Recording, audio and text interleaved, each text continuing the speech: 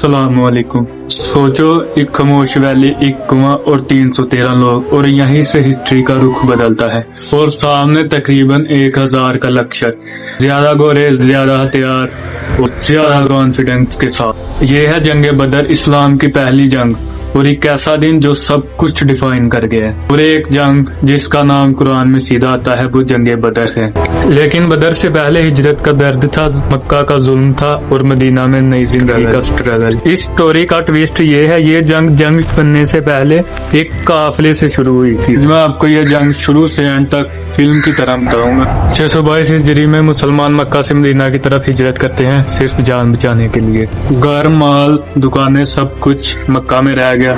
Medina में अंसार ने सहारा दिया और मुहाजिरीन ने सब्र। यही से उम्मा की बुनियाद बनती है। मगर कुरैश को एक ही खौफ, अगर ये कम्युनिटी स्ट्रोंग हो गई, मक्का की पावर हिल जाएगी। उस वक्त तिजारत के रास्ते ब्लड लाइन की तरह थे। इसका रूट उसकी इकॉनमी और उसका कंट्रोल था। और फिर आता है 624 हिजरी। अबू सुफियान का काफिला मक्का की तरफ जा रहा था। इसी दौरान खबर मिली कि अबू सुफियान एक काफिले के साथ शाम से वापस आ रहा है, जिसमें मुसलमानों का लूटा हुआ माल भी शामिल है। और अबू सुफियान ने यहाँ पर खतरा महसूस किया, जिसकी वजह से उन्होंने अपना रास्ता चेंज कर लिया और मक्का को इमरजेंसी मैसेज भेज। मक्का में अलार्म बजता है, कुरैश के घर घर से लोग निकलते हैं, लश्कर रेडी होता है।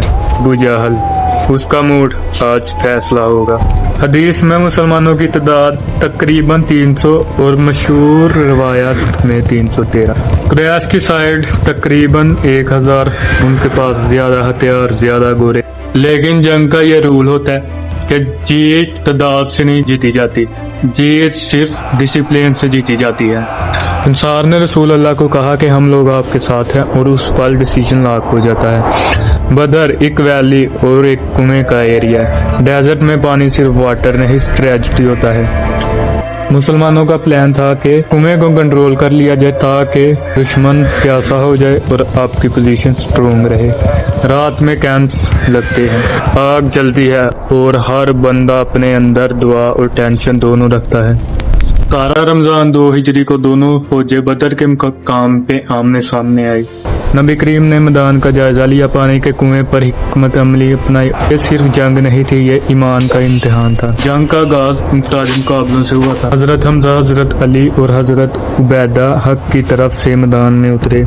अल्लाह की मदद शामिल हुई। मुसलमानों के हौसले बुलंद थे और कुरैश के दिलों में खौफ उतरने लगा। कुरान कहता है, अल्लाह ने फरिश्तों के जरिए तुम्हारी मदद की। और ये वो लम्हे थे जब कमजोर ताकतवर बन गए और ताकतवर टूटने लगे थे। रेत की एक मुट्ठी जो नबी करीम सल्लल्लाहु अलैहि वसल्लम ने फेंकी, अल्लाह ने इसे फैसला कुन बना दिया। कुरैश के बड़े सरदार एक एक करके गिरने लगे। अबू जहल भी इंजाम को पहुंचा और जंग खत्म हुई। नताइज हैरान कुन थे।